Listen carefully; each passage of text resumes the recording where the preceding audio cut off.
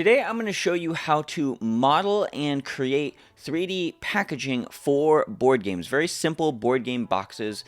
If you look at most of my work, it's board game videos and Kickstarter trailers and whatever else. So I'm going to show you my workflow for making the board game boxes for my work. That being said, one thing I do want to flag and let everyone know about is I do use the subdivision model workflow. And the reason why I do that is because I can do cool visual effects like this. Now, you could very simply go into whatever 3D modeling software of your choice and go ahead and add a fillet and start beveling your cubes, but you're going to have a much harder time doing that because your topology is not even. So, let's go ahead and start by looking at the project files you should be getting from your clients so then you can actually start modeling your stuff.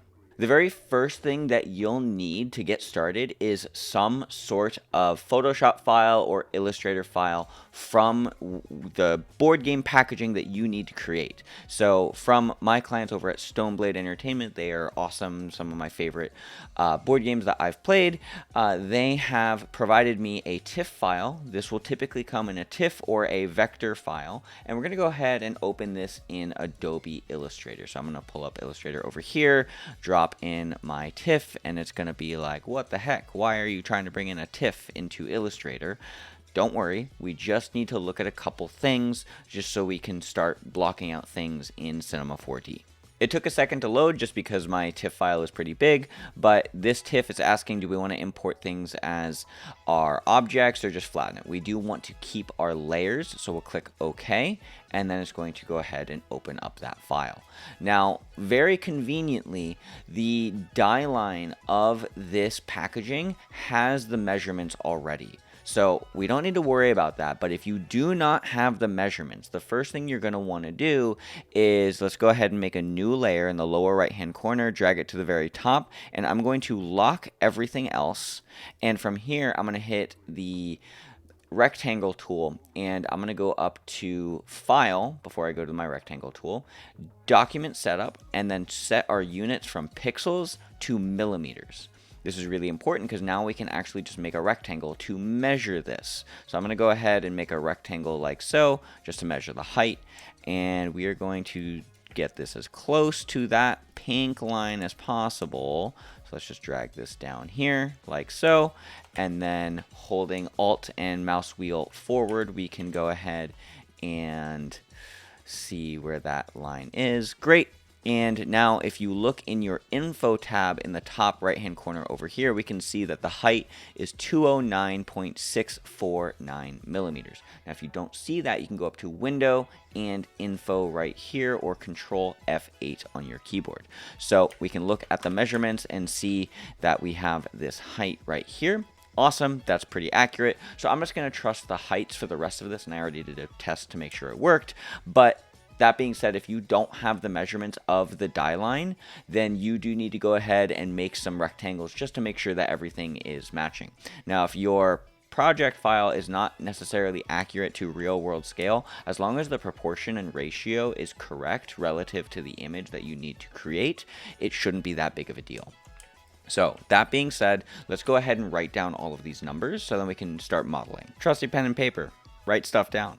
All right, last thing before we go into our Cinema 4D project file where we start doing the 3D modeling, I'm going to go ahead and turn off my die line image, and I'm going to go ahead and export this as a PNG. So I'll go up to File, Export, Export for screens, however you want to export it. We'll just call this PNG of box front, and then we can just go ahead and save this right there.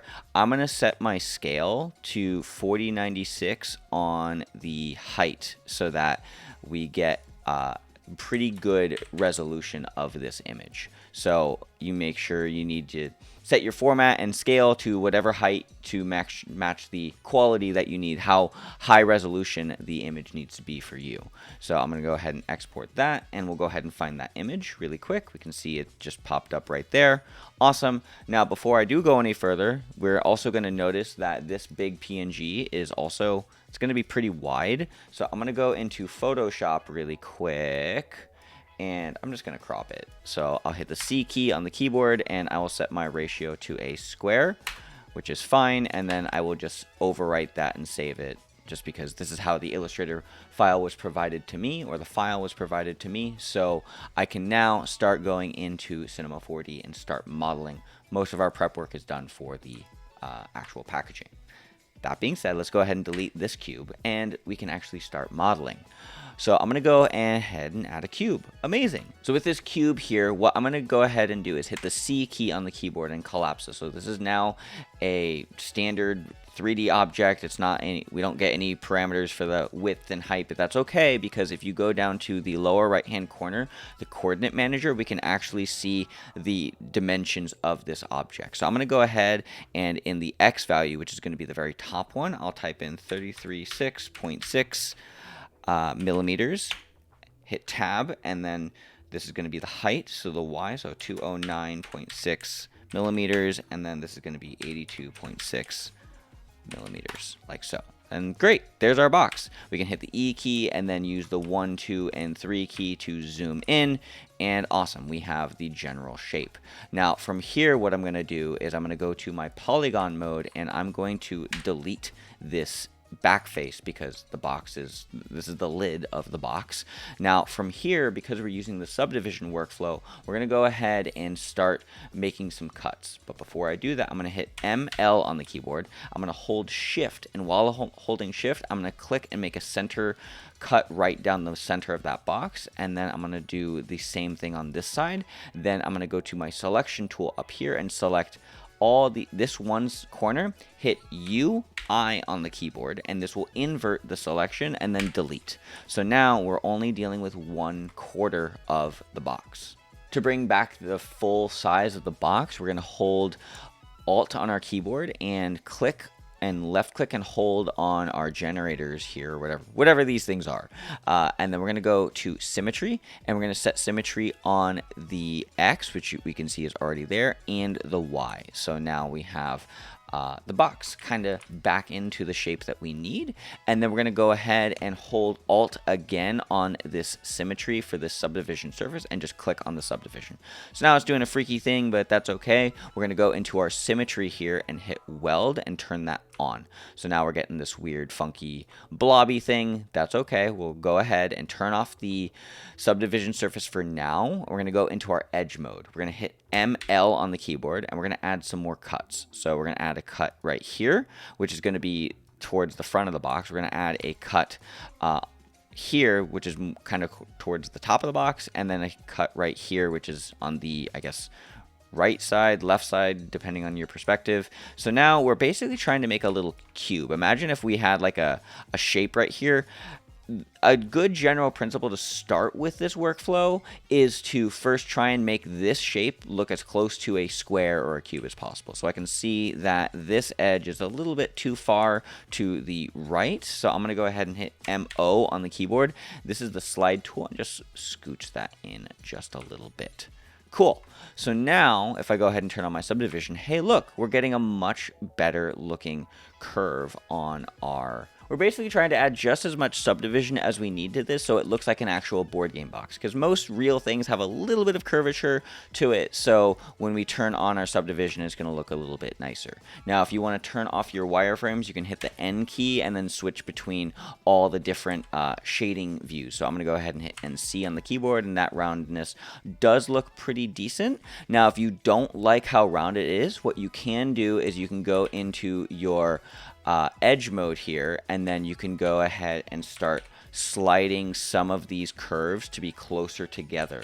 Basically, the tighter this little cube here is in the corner, the sharper the box, the sharper the edge is going to be for your box. So if we hit NC and D, there we go. We can see that that curvature is a little bit tighter now. So it really just depends on the look that you're going for, but this is my preferred workflow for creating these boxes. I'll add a quick side note. The reason why I use the quad workflow is if you ever want to do visual effects like deformation or pyro or fancy other things to your box, using this method will make that possible. So the things that you just saw on screen, this is why I do this method. So from here, let's just say we're cool with this curvature. We'll hit NC on the keyboard to hide our lines. And if we wanted to add even more roundness or smoothness, we can increase our subdivision level like so. Awesome, cool. Now from here, I'm going to go ahead and turn off all of my generator things there, and we're going to go ahead and go to our polygon mode, hit Control A on the keyboard and hit MT. This is going to be our extrusion mode. So from here, if we left click, we can go in or out, whatever direction we want. We're going to go inwards for this so we can make sure we keep the dimensions correct. So with that in mind, what I'm going to do is make sure that I have not made any mistakes. And then from here, I'm going to go ahead and offset this to the negative value by 1.2 millimeters. Roughly, most board game boxes are going to be around 1.2 millimeters, maybe a little shallower, maybe a little deeper, depending on who made the box. But let's just go with negative 1.2 millimeters, and then we're going to go ahead and hit enter. And then we also need to make sure we turn on create caps. So from here, we can see that now we have some thickness to our box, but because we went inward, you're going to notice something. The color of these polygons is going to be blue instead of green or whatever color this is. What is that, purple?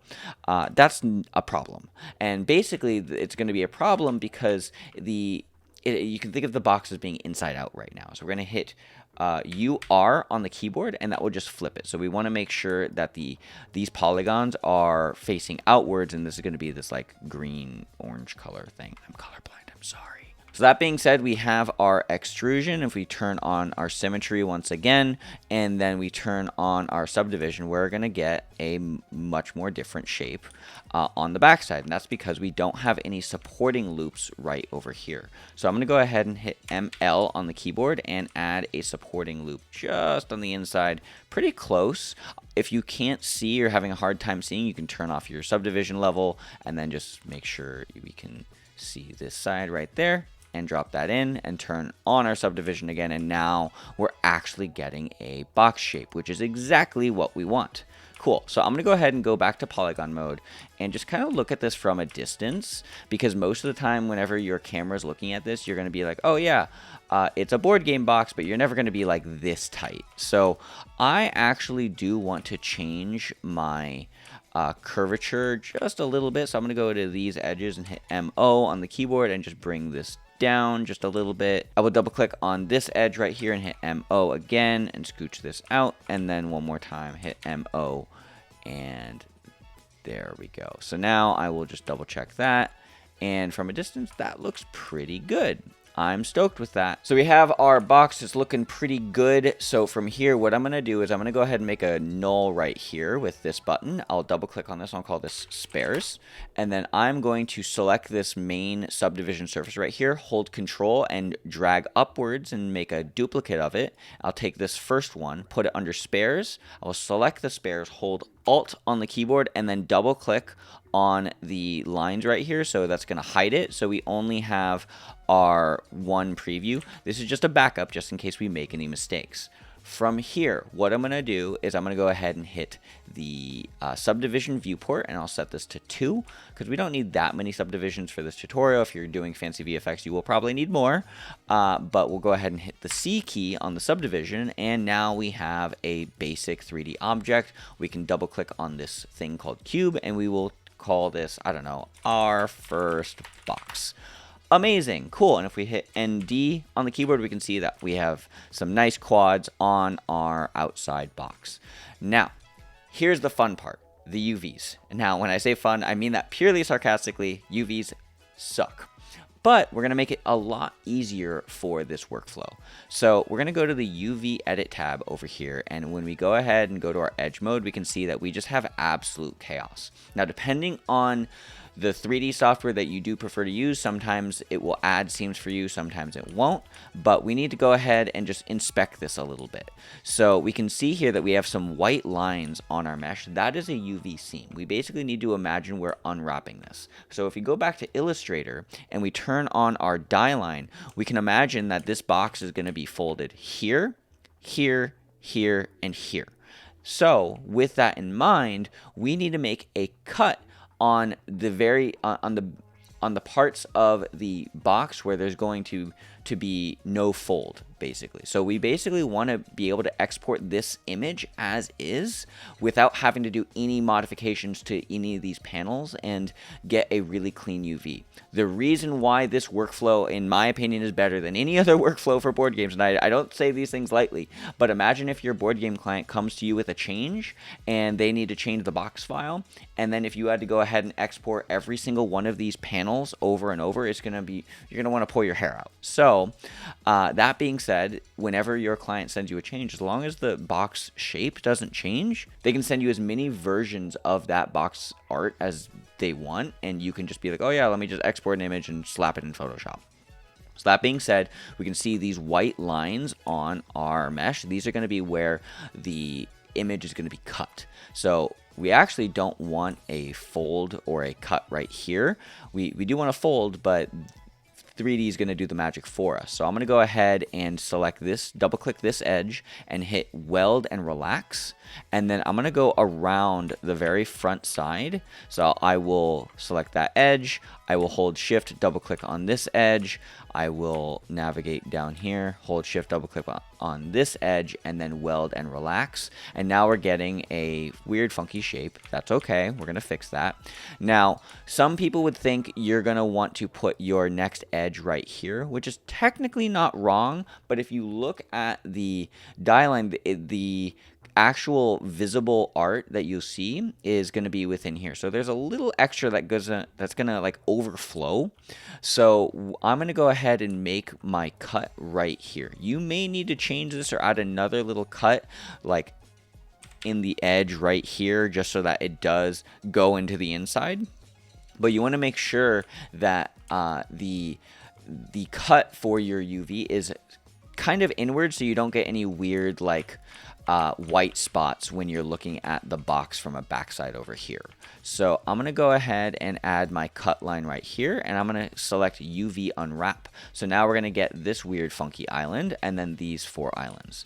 So first off, I'm noticing a couple issues. We can see here that there's these connected edges. I can go ahead and just double click that and hit Unwrap, and we can also use our preview over here and select all the weird edges. So I'll just unwrap that here. Now, to give you a visualization of what we're actually doing in 3D is we're basically seeing that the UV cut line didn't go all the way through for a couple of these seams. So which one is it? Oh, for some reason it totally added a loop right there. We're going to totally undo that. We're going to undo that actually. So don't use this method because if you select this edge, right here, you can see that it looped all the way around, so don't worry about that. Instead, we're going to go ahead and select it from this edge, from this section right here, and that, yes, we can see here that it did not loop around there, which is exactly what we wanted, so I'll just UV unwrap that here, and then we will go ahead and select this, UV unwrap, and then go down here, select this, UV unwrap, and then select this and UV unwrap right here. And now we can see that we get this cool looking weird blobby thing that's actually not that cool. But we can also see that the inside is also doing some weird funky stuff. So I'm going to go ahead and select these edges here around the inside face. We're basically trying to get it to fold out nicely as few islands as possible. So I'll hold shift, double click that, and then weld and relax. So now we have some islands. Amazing. But the problem is this is definitely not going to match the perspective that we have in Adobe Illustrator. So what we need to do from here is start doing some packing and some rectangularization. Now, before I do go any further, I do want to mention that I do often choose to do my UVs in other 3D software such as Rhizome, which is a dedicated software to doing UVs. You end up getting a much better result because the algorithms are going to be different. What I mean by that is there's fancy math happening on the back end that will do this stuff a little bit easier. One of the reasons why we're getting this weird blobby stuff is we haven't told Cinema how to interpret this as like a flat image yet. So we're getting a lot of distortion, and what you can do to preview this is if you go up to your textures under your UV editor and look at UV map, we can see here that we are going to be getting a little bit of distortion.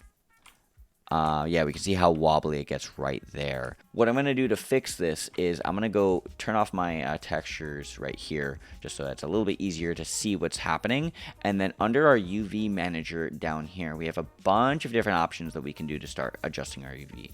If you ever wanted to just do like the lowest lift possible, you could use the automatic tools, but I typically don't like them for this workflow specifically. So we're going to go to the Relax tab and select this islands, or these islands, and we're first going to go ahead and select pin to neighbors and then hit apply, and that will help rectangularize or square it up a little bit more. Now we'll double click on this island and we'll also hit apply, and that's looking a lot better. Now I'm going to go ahead and hit Control A on the keyboard, go to UV packing, and then I'm going to go ahead and try one of these UV packing algorithms to see if I can get a good result. So I'll hit apply, and that's fine, but I don't like that it's rotated. It's not that big of a deal because we can just kind of adjust these things by hand, which I think I will actually do. So I'm going to go ahead and double click on this island in polygon mode. I'll hit Control T on the keyboard and double click, and then hit Control T, and we're just going to rotate this a little bit until it looks like it's straight, which is what I'll do from here. Just to double check is I will go to textures, UV map, and find a straight line. So I'm looking at like this line right here, and just make sure that it looks straight, which is that looks about right. And then I will hit enter.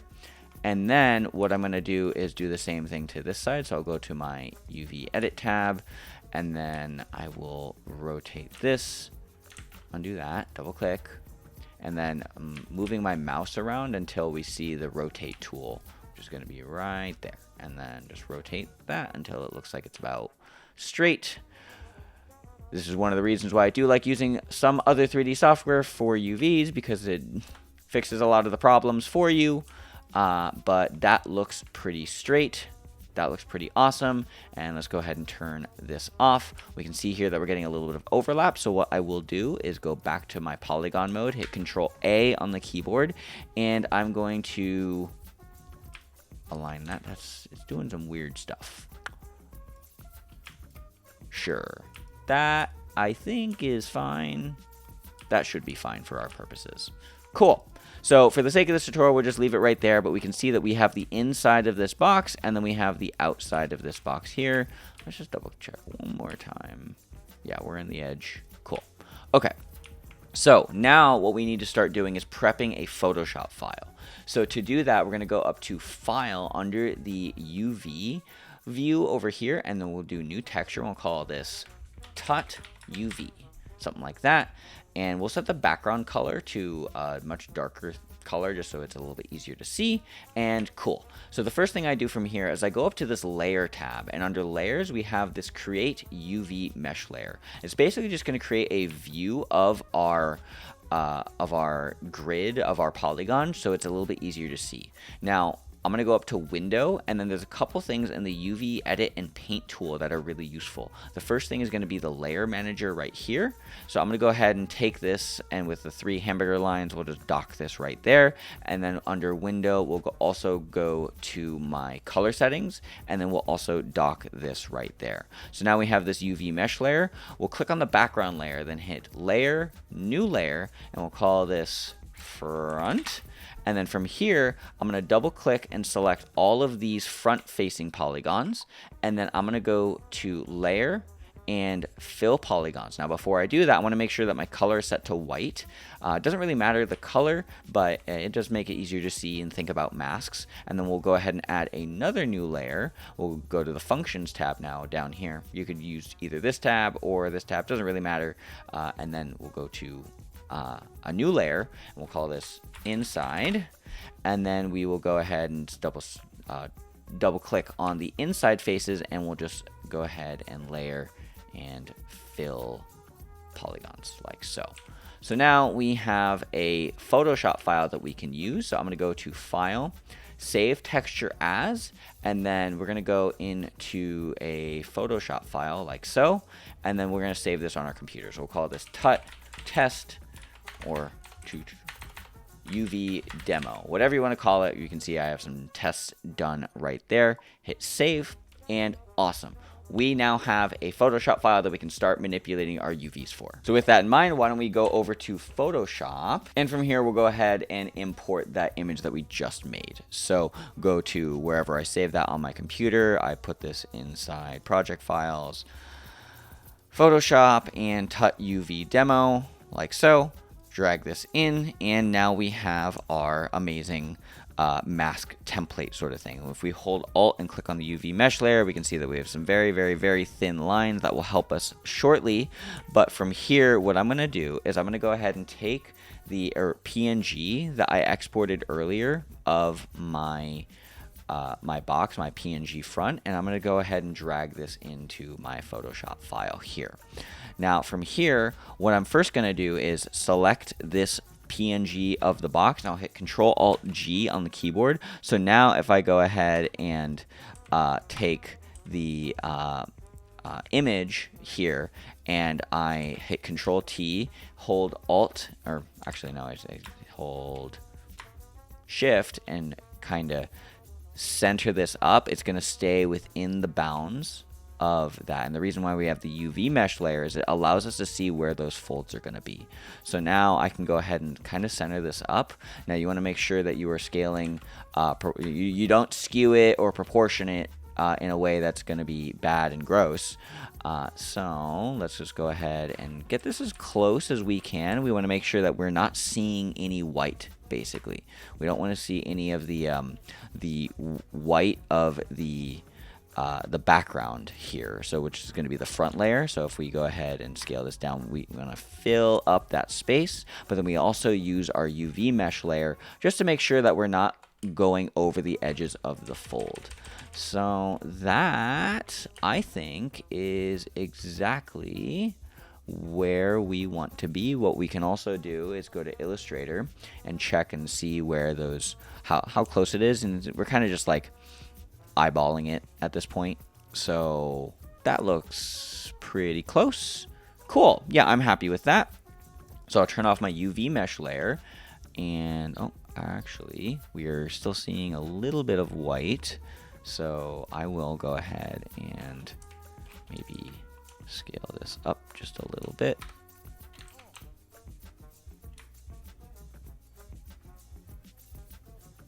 Yeah, there we go. And then I'll just scooch this over using my arrow keys. And that looks pretty good to me. Sweet. So now from here, we can turn off our UV mesh layer and see that we're not getting any of the white edges over there, which is fine. And then what we're going to do is we're going to go ahead and go back to Cinema 4D, and we'll go to our standard mode here. So under the standard preview mode or whatever, we're going to go ahead and click on this box right here, or hit Shift F8 on the keyboard, and we'll just type paper or something. And basically we're just trying to find some paper texture. So I'll just find something, and if you do have a Max on One subscription, this you should have access to all of this. We just want some sort of paper texture on the inside. So let's double click on this, and natural paper. It's not that one that I want. What's this one? That's more like pressboard.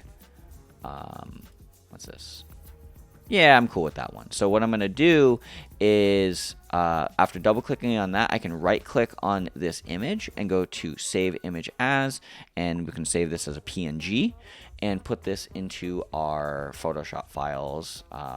Sure, we'll just name it as is, whatever. And then we'll go back to Photoshop, and then I'm going to go ahead and find that paper texture that I just created from the asset browser, Photoshop. Take this. That's a big image. Hot damn. Drop that in, and I will just center this up. Maybe I'll scale it down just a little bit, and then I will drag this above my inside and then hit Control Alt G to make a clipping mask. So now we have the inside of the box. Amazing. So now from here we can save our texture, go to File, Export, quick export as PNG, or just export however you want to export it. So let's go ahead and UV Tut demo. I just put this into my textures folder of my project. Let's go ahead and go back to Cinema 4D. And we can see here that we have the box, and it's just sitting, chilling, doing a thing. So first thing we're going to do is we're going to go into our material window right here, and we'll delete the default materials that come into Cinema. Go to Create, New Default Material, and we can go ahead and double click on that. From here, let's go ahead and find that texture that we just made. So I'll go to Elements, Text, and I know it's going to be this guy right here, the Tut UV demo, and we'll drop this in. No, we don't want to copy this into the project location. Basically, this is saying, like, do we want to duplicate the image so it's next to the Cinema 4D file? However you want to work. I prefer not to, because you're just going to bloat your computer with a lot of duplicates of stuff. So I just use the original source path, and then I connect the out color to the base color, like so. And then from here, we can go ahead and go to our Redshift view, go to RS render view, take the 3 hamburger lines and dock it right there. And then I'm going to go ahead and add some lights. So what I will do is I will just go to the asset browser because I'm lazy, and I will type in HDRI, and sure, I'll take this HDRI, drop it into my object browser, and it'll add an HDRI for me.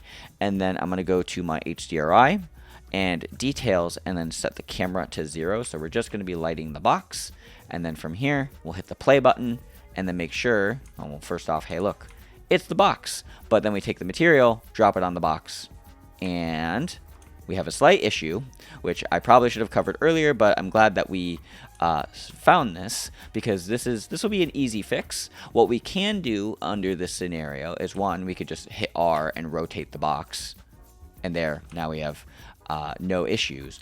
Or what we can do is go back to our UV edit tab, and then we can select the outside faces, and then we can hit Control T, and then under the coordinates we can just type 180, and that will just rotate it and keep it exactly in place. So now we can see that if we go back to our standard mode, Redshift, render view, dock this, play, hey look, the box is there. Amazing. And we have a nice inside of the box, and then we also have the UVs set up pretty much perfectly. So now if your client ever sends you a packaging file or like a different version of the box, you can be like, hey, yeah, just send it to me. I can render something out for you super quick, as long as the size has not changed of the box.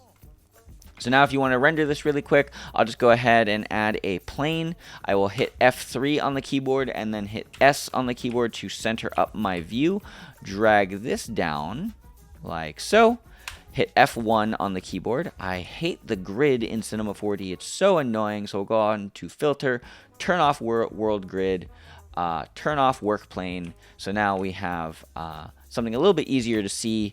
And then from here, we will go to our plane object, set the width and height to 1, hit C on the keyboard, go to our edge mode, select this edge over here, this back edge, hold Control, drag upwards to make a nice little background, select this center edge. I know I'm kind of blowing through this really quick. We're basically just making an infinite backdrop. So then from here, with this edge selected, we'll hit MS on the keyboard, click and drag to make a bevel on that curve, and then in our attributes mode we'll set this subdivision to, like, I don't know, 8. Sure, that should be fine. So now we have a beautiful box that we have created, and we can now start I don't know, animating it if we want.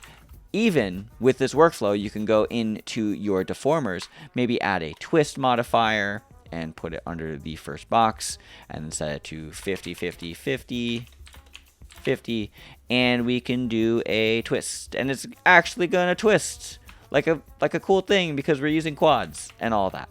Now, if you want to do the inside of the box, you can basically repeat the entire tutorial, or you can do what I do, which is hold Control and then go to your R tool, your rotation tool, hold Control and then drag to duplicate the box, hold shift to rotate it by 180 degrees, and then hit the T key and then just scale it down just slightly, and then you make the same Photoshop file for the inside and the outside. So now you have your board game packaging box and you're good to go, and you can render this out.